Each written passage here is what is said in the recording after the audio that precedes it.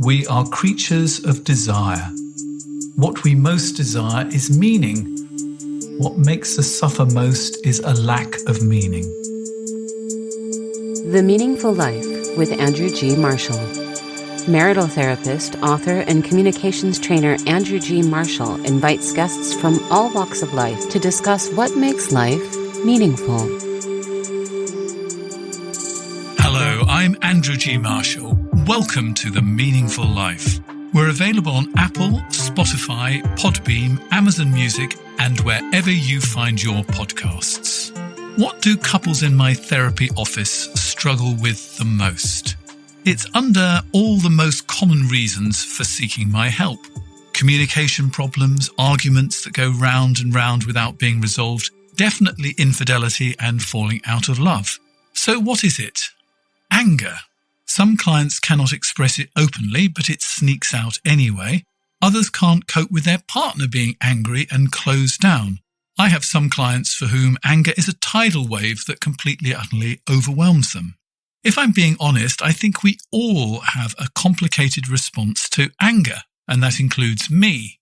That's why I was fascinated by a workshop called Unlocking the Gifts of Anger. It's run by my witnesses today, Estarellas, who is a computational neuroscience PhD student at UCL, and Orsolya Szeverics, who is studying neo-emotional release. What did you learn about anger from your families growing up? I'm going to start with you, Orshi, on this one. Thank you, Andrew, and thank you for inviting us into this podcast. What I learned from my family was not much, to be honest. About anger, it was just not allowed. And around my childhood, I didn't have any connection with my anger or my emotions in general. What I saw from my father is that he took maybe the angrier side of my parents, and my mother was, I would say, lacking anger, lacking the connection with anger. So it felt unsafe to be with this emotion, so I just rejected it completely. Therefore, I ended up feeling powerless and getting into situations that were not really good for me. What sort of situations did you get into?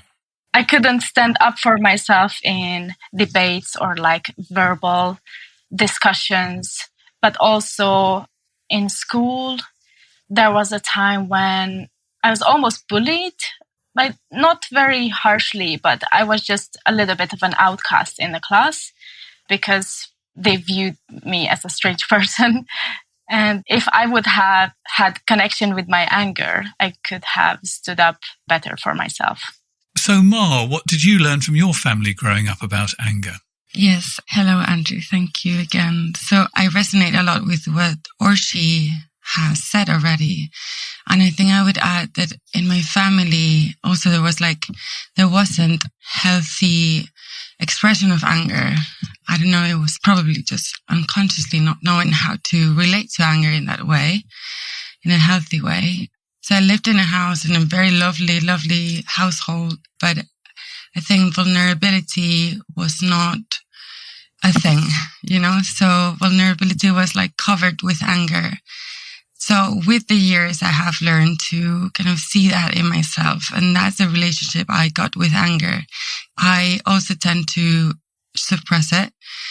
And there they come like people-pleasing tendencies in order to not to, as Orshi has said, not being able to stand up for myself. But then this, because it's so suppressed, and this outburst of anger when I feel very vulnerable, because obviously my limits, my boundaries have been crossed, and it's when anger comes up. And I think those are kind of like the tendencies that I've picked on from family and growing up. It sounds like we're all in exactly the same boat because my family, we didn't do anger either. We used to do sort of a bit of a cold sulk and but that was about the most we did. But do you think that women get different messages from men when it comes to anger? Yes, absolutely. When women show anger, they are viewed as cold, as authoritarian, and just bitchy, if I may say. men are perceived as dangerous when they show their anger. And there's a stigma around the emotion for both genders. And I can see that it's a little bit more accepted with men because that's a sign of power as well. But with women especially, they deal with this in a way that it makes them appear weak, makes them feel weak. And what I see in my therapy room all the time is that when women get angry, it immediately turns into tears. And Absolutely. That is something I have to say, men find angry women in tears incredibly difficult to deal with. They don't know what to do, and they tend to run away. What would you say if your partner is a woman who gets angry and then turns to tears? How as a man do you deal with that? I think there's a very complex question. There's a lot of things to unpack in that question, because the first thing is like, okay, anger. Why are you showing tears instead of, like, anger is a very fiery emotion. It is very strong. And some people are a bit scared of the strength of anger. And that might go directly into tears. It might go into like, why? Because that also is a way to not put your boundaries as, like, we say, like, anger has a very important message. And anger is always about if your boundaries have been crossed or like if your values have been wronged, something is very important that there is something going on. I would say as well for the woman to see what's going on with her boundaries and what's going on with her relationship to these like very strong emotions. And then for the man, I always say, okay, anger is a very beautiful, very raw, very vulnerable thing to show. If your partner is showing anger in tears, also try to see what is behind it. What is the vulnerability that she is not capable to show you? Like, kind of hug her and hold her in that. And also maybe try to have the conversation of like, what's going on? Where are you feeling unheard? Where are you feeling not valued? Because there is a very beautiful message, a very important message there. That's a beautiful thing to suggest that it's actually about vulnerability. And if you can see the vulnerability, it's not quite so frightening for you. Exactly. I feel like if you can see many times when a person gets angry at us, sometimes we get like defensive and we get angry in return, like, why are you getting so angry at me? But if you can see that the person who's getting angry is actually, there is like a suffering behind it. Maybe you can have a lot of compassion for that. And instead of being defensive, trying to see what's behind that anger with compassion and with your heart and trying to tend to that suffering. So, Orsi, let's bring you in here. Thank you. Anger is a cover-up emotion for more vulnerable things, which could be sadness, grief, just feelings of hurt, fear, anxiety, amongst others. And anger is a protector for these that feel much weaker. And sometimes it's much easier to feel anger instead of our vulnerability. So if you have too much anger, it's a vulnerability issue because you're finding it hard to sit with your vulnerability. It sort of makes you feel big and strong and covers up your fears. Yes, absolutely. And if you have no anger or little anger, that's a disconnection from your dignity, your personal power. So how did the two of you get from being people who were sort of shut away from your anger to somebody who teaches workshops on anger? There was a 5-week course in Psychedelic Society in London. We both attended a female archetypes course, which was led by Gaia. And in one of the weeks, we discussed the warrior, and the warrior had anger work in it. So in that week, we did an anger release session. And for me, that activated a part of me that I've never known that I had. And from there, I felt so much more empowered in my own voice, in my own body, and I could claim my own truth and stand up for it. And so that was hugely transformational for me. And I became from having no anger to having lots of anger at first. So I was a little grumpy one. And then, slowly worked my way through to the middle. And this is a place where I have experience with both sides. And I feel it's a very valuable place to bring this knowledge to others. And anger is an emotion that if we integrate that, it will change the world for the better. I think we should actually think a little bit about what the gifts of anger are. Because I actually say to my clients, one day I'm going to write a book called The Joy of Anger, but nobody's actually ever going to buy it. But there are some positive and worthwhile things about anger. So maybe we should look at some of those gifts of anger. Yes, I think I've thought a little bit on that, on how anger has this very important message to give you.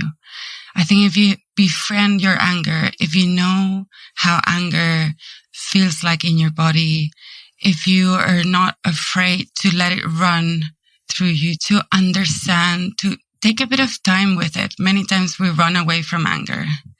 But if you actually have the time to, if you make the time to listen to it, it's just this very important message that it's going to show you where your boundaries are crossed, where your vulnerabilities are, where your fears are. And anger as well has a lot of energy for change. Like many of the protests, many of the social changes come from a lot of angry people using that anger towards change. It's a lot of energy that one can even look as the other coin and then just see it like life force, just pure life force, sexual energy, anger energy. It's just a whole same fire from your belly up. That can have such an important message. Such a lot of radical change can come from that. A lot of alchemy, beautiful, beautiful alchemy. So you said you need to understand how anger feels in your body. Talk me through that, because I'm not 100% certain how anger feels in my body. So I think there are some things, some physiological, very common physiological signs of anger, which might be your blood is rushing. So you have maybe tingling in your hands, or your face turns red because adrenaline is rushing through your body. That adrenaline, that is a call for action at the end. And then there are some people that there is individual people feels anger in different ways in their body. This is something we actually do in the workshop, trying to see, okay, how do you feel anger in your body? Where do you feel it? Sometimes people feel in their fists, or sometimes their whole muscle, they tense. And I think it's important to realize and spend the time, okay, what's happening? What are the sensations? Because at the end, it's all just sensations that are moving through it. For example, Andrew, where do you think, if you feel anger, where would you feel it in your body? Do you know? That's quite a difficult one, but I sort of feel that, because I'm afraid to say I can rationalize it away. That's one of my problems. And then it just comes out in a bit of a little bit like my parents used to do. What a surprise. Where would I feel it? I think I might feel it in my guts. Yes. The liver is an emotion that detoxifies our body. And on an emotional level, anger is connected to the liver. It's sort of detoxifying our system from that potential toxic emotion that could be anger if it's repressed. And if it builds up, it's like a pressure cooker. And when the gut shows up, that's one of the places where anger can live. And what happens if you don't express your anger? If you don't express your anger, it builds up and your muscles store that pent-up energy. And in long term, it can lead to depression or illnesses, body, for example, liver problems, who had no connection with anger or suppressed anger all their lives. They will most likely have some problems with their liver. And that could come out as road rage as well, in inappropriate places. Yes, I think because anger is such a strong emotion, if you don't actually have the time to listen to it or make the time for it to be expressed, as Orsi has said, you just push it down, you numb it down, and numbing at the end, I really feel like you cannot just numb one emotion. They come in this package. So you just turn the dial down of all of them. So if you don't express anger, I believe you won't be able to express emotions as joyful emotions as well, as high as you could. Guess you can fly as high as your river down steep, so I feel that anger, if you actually can turn the dial up, you will see that all the other colors of all the other emotions also dial up as well. That's why we say sometimes it can cause anxieties or depression.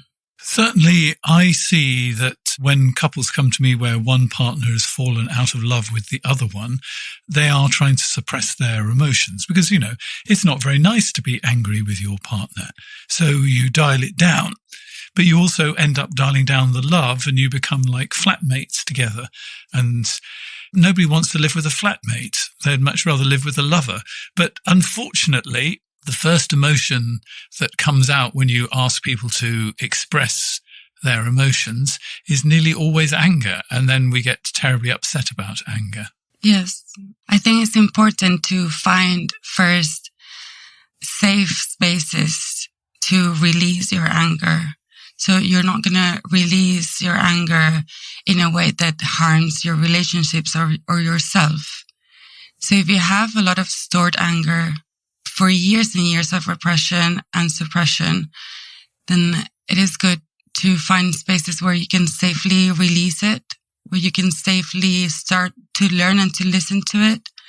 And then in the middle of the conversation, if you're getting angry, it is also very okay to just say, okay, I'm just going to go to my room and punch some pillows or do some exercises of anger release, and then come to see what's going on. What's this anger telling me? So give us some examples of anger release exercises. You can express your anger discreetly with a pen and a paper and just aggressively scribbling on the page. That's one of the exercises that we offer for office environments where you cannot make a noise, but still need to do something with it. If that's not possible, you can take a moment, take 5 minutes, go to the toilet, go to your room or to a forest, or sit in the car, safely parked somewhere where you can make noise. If you cannot make a noise, you can either use a pillow or your hands to mute the sounds, to muffle the sounds. And it's important to use your body, to move your entire body. The hips can store a lot of emotion, and the gut, as you already mentioned, and our whole body with the muscles.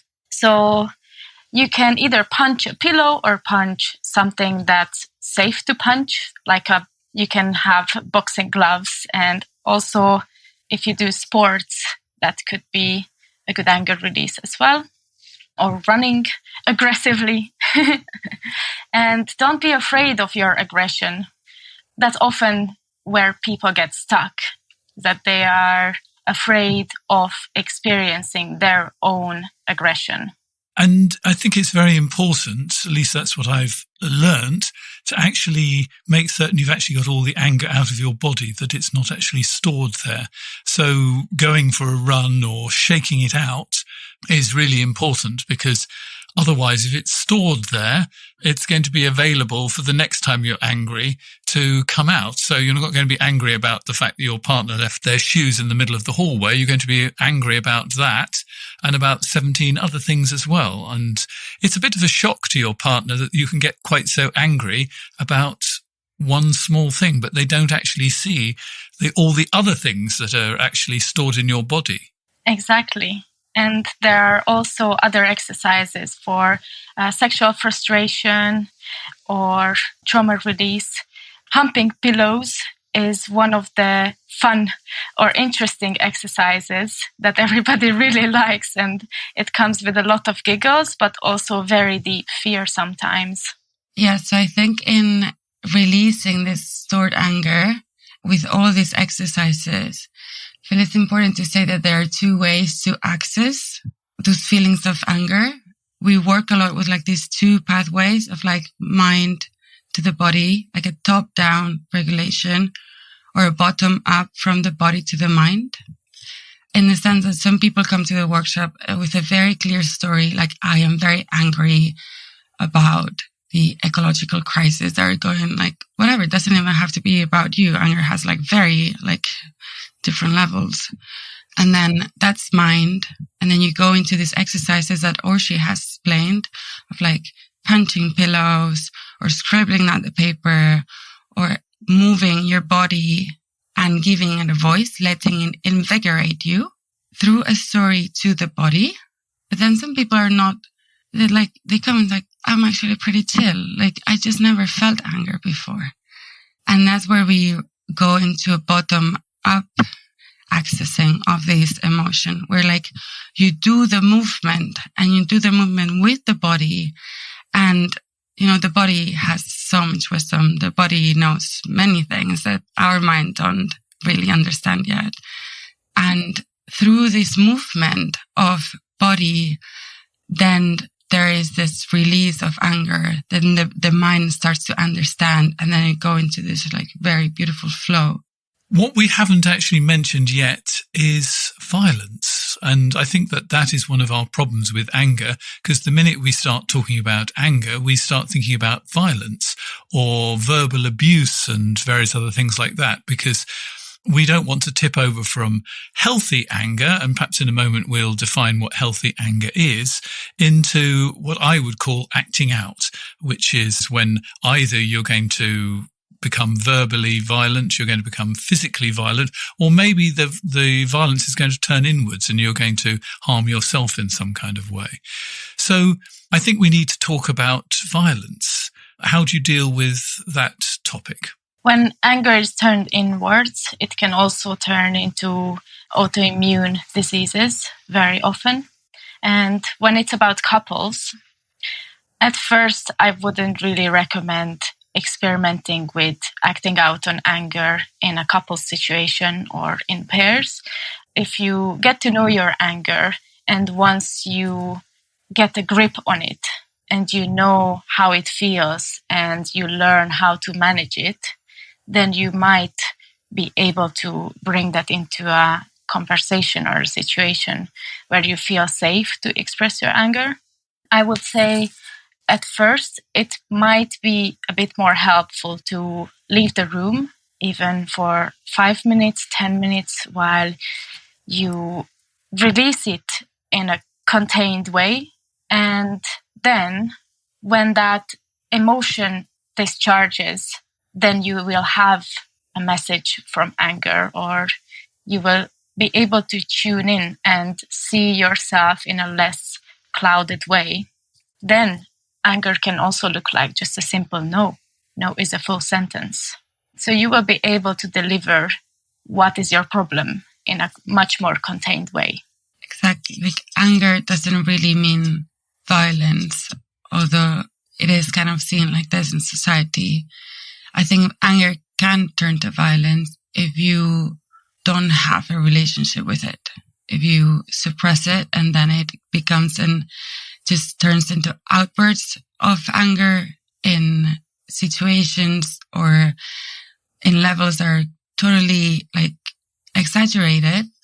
And that's why we find it very important so that anger doesn't turn into violence, to have this relationship with it, not to fear anger so much. So what is healthy anger?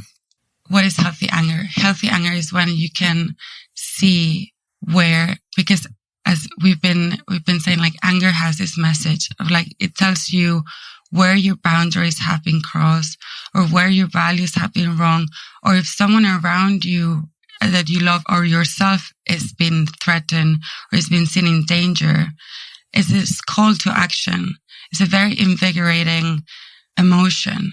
I feel like when you don't use anger as a cover up for vulnerability, when you don't use anger as outbursts of like uncontrollable violence, and you can actually see what is behind it, that is how the anger is going to show you. It's going to give you the power to say no. It's going to give you the power to show other people, well, here I stand, and here are my boundaries, here are my values. And that is a very beautiful and very important quality to have. I always say healthy anger is angry at the right time, when it's actually happening rather than later, with the right person, because often we can kick the cat, so to speak. So we can't be angry with our boss, so we come home and be angry with our partner, for example, and at the right level. What do you think of that? Absolutely. Anger will also give you energy to be brave enough to face the person who you have a problem with. And regarding violence, there are also situations when if your life is threatened, you have to act on your anger to protect yourself. So you might get tangled in the head and the thoughts like, oh, I don't want to hurt them. But if your life is in danger, you have to act on the anger. So how do we deal with the two extremes that I see?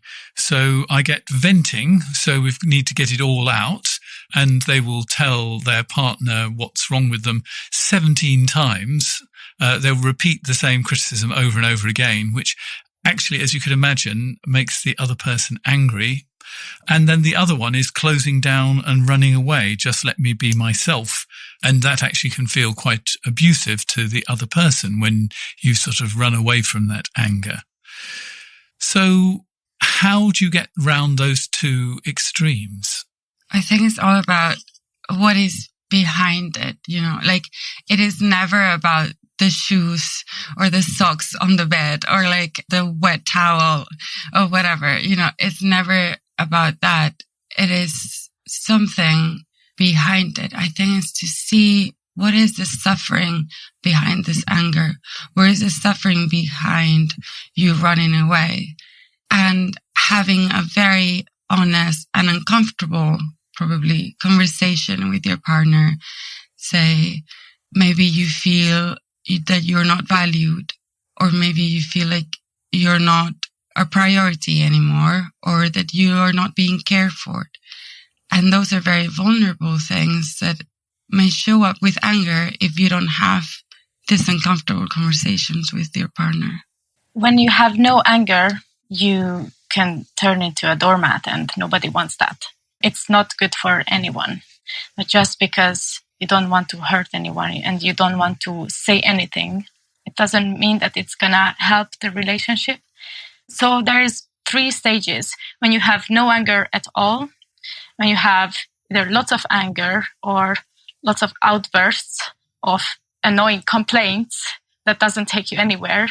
And the 3rd one is when anger is contained. The 3rd stage, ideally, is when you're able to live your emotions and listen to them and connect it with the information. Like instead of having lots of complaints and outbursts, bring in the vulnerability besides feeling your emotions.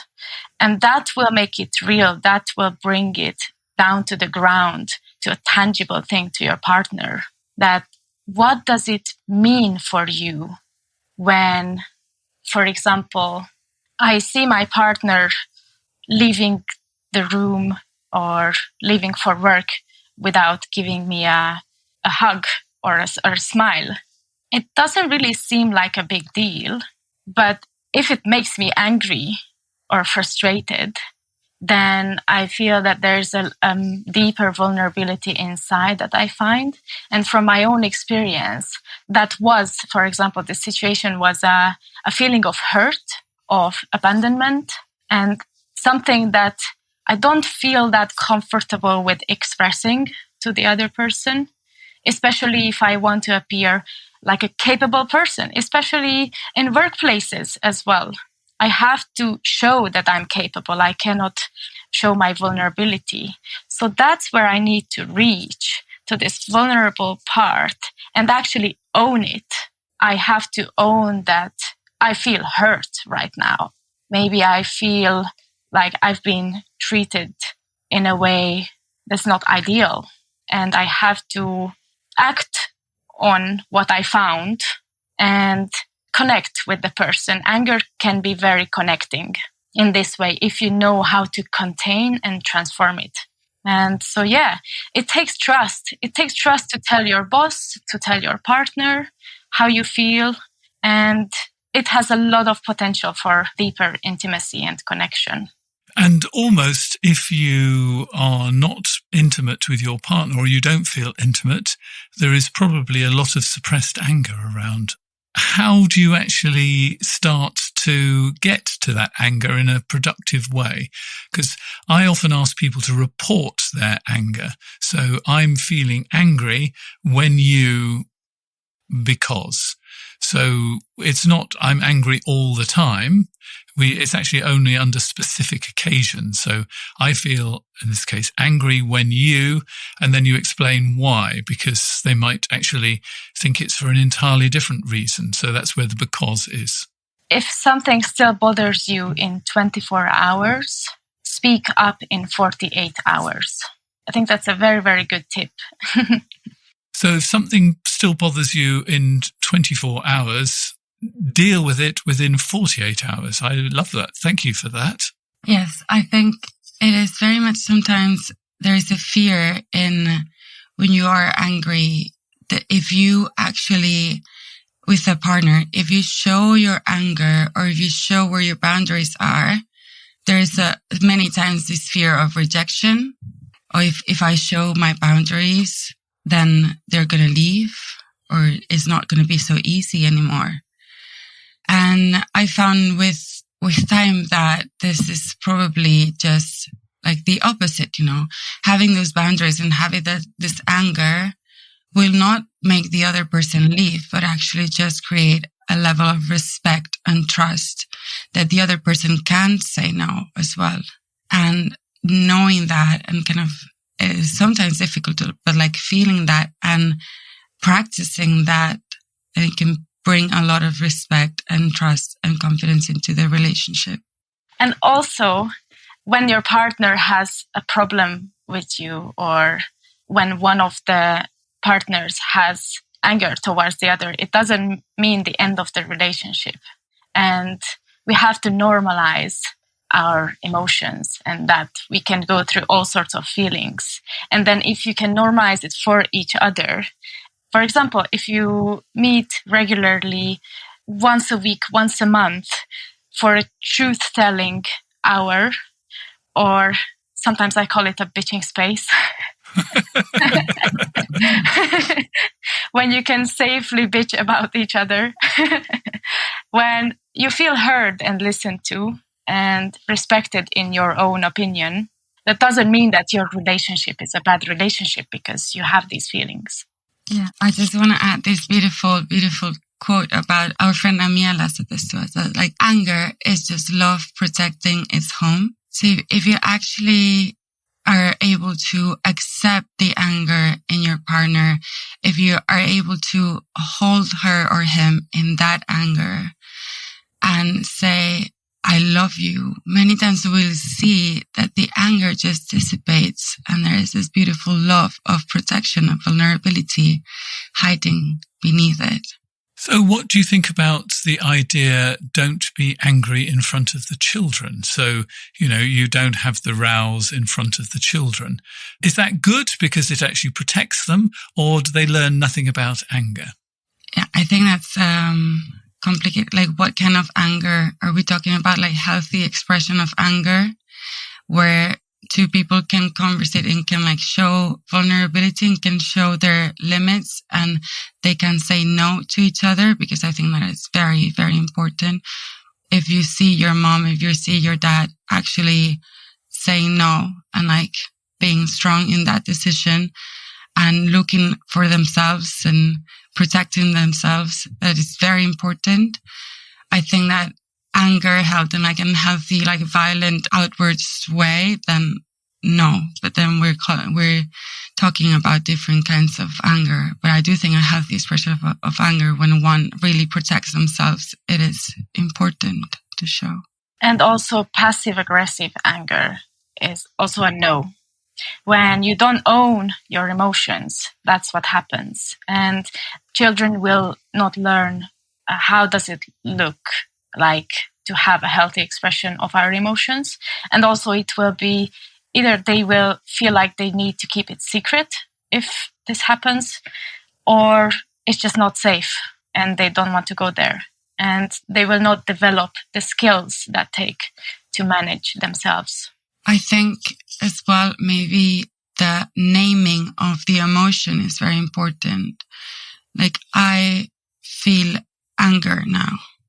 And like, just making it a thing that like one can feel without it looking dangerous or violent. One can feel anger without that like thing that we normally relate to anger now. It's just like this uncomfortable feeling. So in a moment, we're going to have a letter, but let's take a break. The Meaningful Life with Andrew G. Marshall. Please follow us on Twitter, like us on Facebook, and visit our website, andrewgmarshall.com/podcast, where you can join our supporters club and unlock bonus material and other benefits. How can I help you have a better relationship?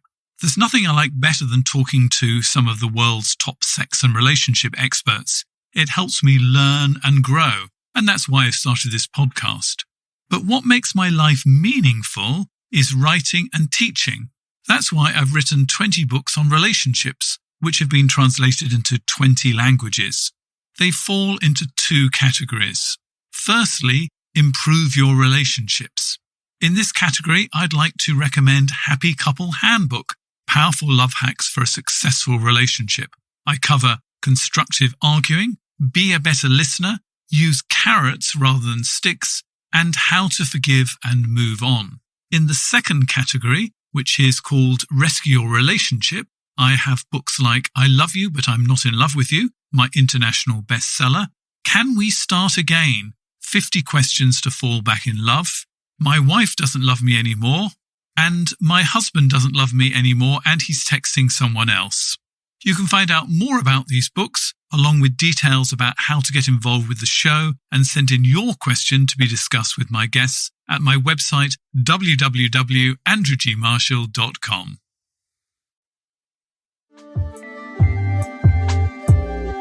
So, if you'd like to participate in The Meaningful Life, that would be absolutely wonderful. You can go to my website, www.andrewgmarshall.com/podcasts, and you will find a form that allows you to send in a letter.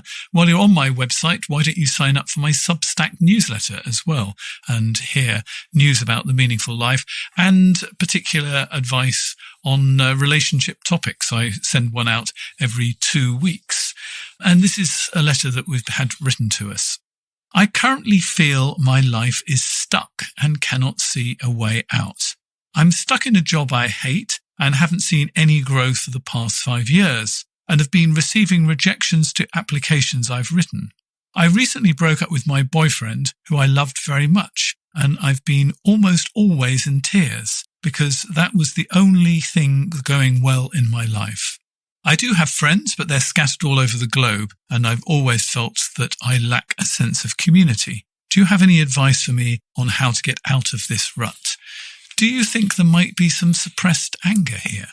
Yes, I can sense a lot of frustration in that letter of the stuckness of like something that wants to kind of like, like get out. There's something in it. But I also see like their life is just like turning. And I was like, if they could see it like as this big opportunity that everything is falling apart. That means as well a lot of new space maybe if there is something that is being stuck, is maybe there is something that's not being expressed, something that is not letting this new, you can call it energy or new opportunities to come into their life. So, Orsi, what do you think? I would ask myself in this situation, can I allow myself to feel the pain of the situation fully? Because if I'm able to hold that, if I'm able to look in the eyes of the dread that I'm feeling, then that would wake me up. That pain would mean that I just don't want to be in that pain anymore. So that's definitely an activating potential here. So let's go through the different parts of it. There's the problem at work. I mean, if there's a job you hate, that's probably really quite a strong message, isn't it? Yes, absolutely. If you recognize that you hate your job, and if you want the best for yourself, then you probably wouldn't choose something you hate. And is there any way that you can make the job better or the work situation? Or is it time to go? And if you validate your emotion, if you validate your anger, you listen to it, then it will kick your butt and call for change. Yes, I think there is this very, very strong wanting for change. But at the first level, we need to sit down, as Orsi has said, with our emotions. We need to listen to them. We need to experience them before we can let them go. So then we move on to the boyfriends. Because I'm finding the idea that this was the only thing going well in my life, I'm feeling a little rebellious about that idea. Because if the relationship was going that well, why did it actually collapse? There's a part that was disowned that I feel. I mean, it's up to both of them. But if they don't own the problems, if they don't own the frustration, if they don't acknowledge that, then it can create the illusion that the relationship is going so well, because those little insignificant parts that were the arguments or whatever caused to the breakup, they don't mean that much. So people have a tendency to make things a bit more beautiful than they are, just because it would hurt to acknowledge the pain. And yeah, it's very important to connect with anger, because that would show something deeper here.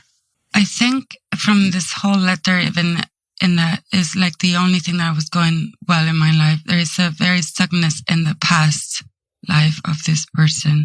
Just, I feel that there is this change of perception that needs to be made. There needs to be this click of, okay, everything that was in the past, and being very radically honest with oneself.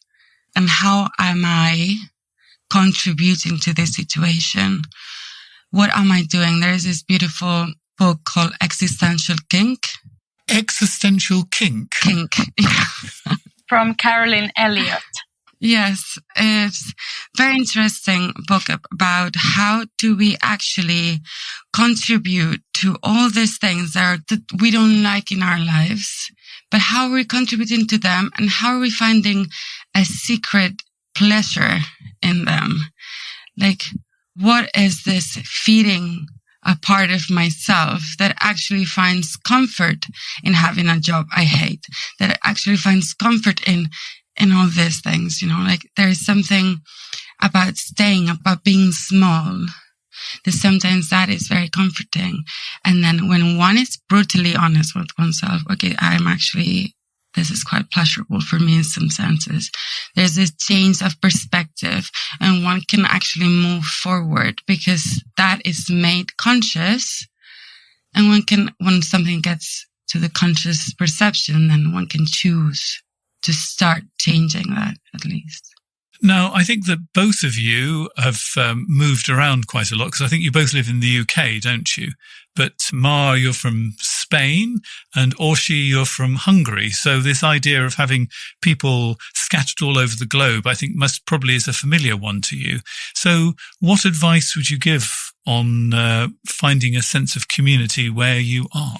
Yes. So I actually just had a very beautiful realization.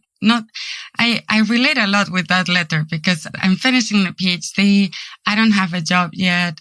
I also just finished a relationship, didn't have a house. So like also and I felt I didn't have community. But then suddenly where all these things happened, I felt like all the women in my life, even they are scattered all over, like from all over the continents as well. I've like traveled a lot, and I felt really blessed about technology in this sense, because there is this sense of community that can happen even if you're not close to them.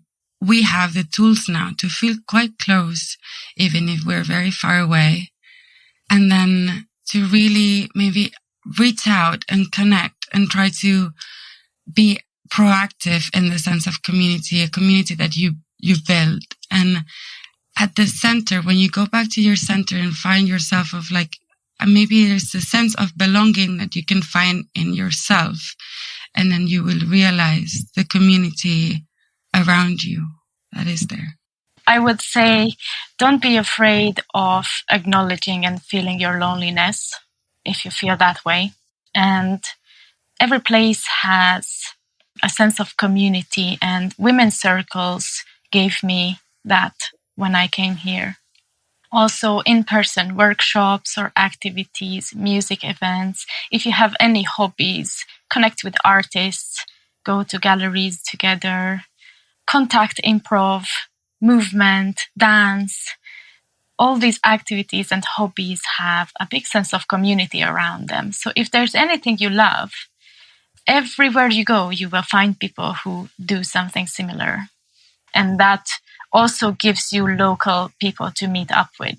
So besides of keeping in touch with your friends online in other countries, it's very important to have people who are there around you physically as well.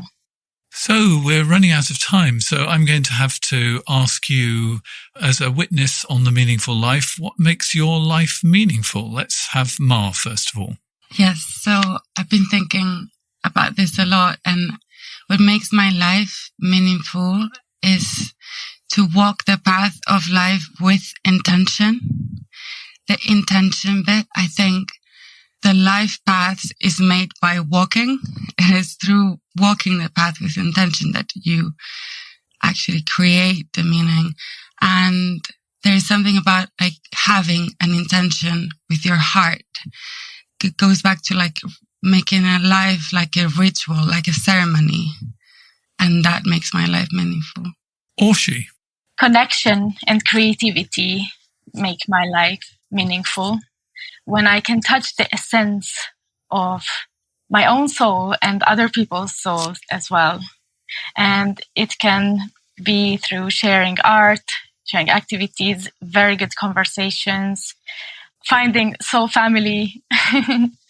Yeah, so feeling connected and creating something that feels good and touches that essence.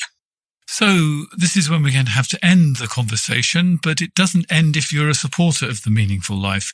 We're going to be talking about 3 losing strategies and 3 winning strategies for dealing with anger. So I'm going to share some of my ideas. I'm going to see what Ma and Orsi have to say about them, and we'll generally look at losing strategies and winning strategies for dealing with anger.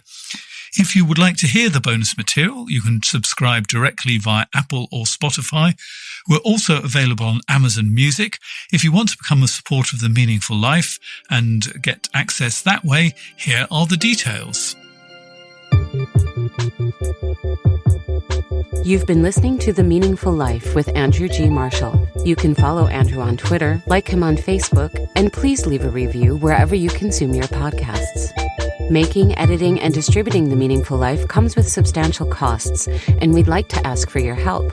Visit our website, andrewgmarshall.com/podcast, where you can join our supporters club and unlock bonus material for every program, send in a letter to be discussed by Andrew and his guests, and join a community of other people seeking to make their life meaningful.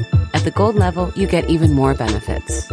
Production of The Meaningful Life with Andrew G. Marshall is by Michael Dooney. Social media by Madeleine Healy. Sound engineering and theme tune by Sebastian de la Luz Mendoza. And I'm Susie Colick. Please tell your friends and spread the word. Thank you.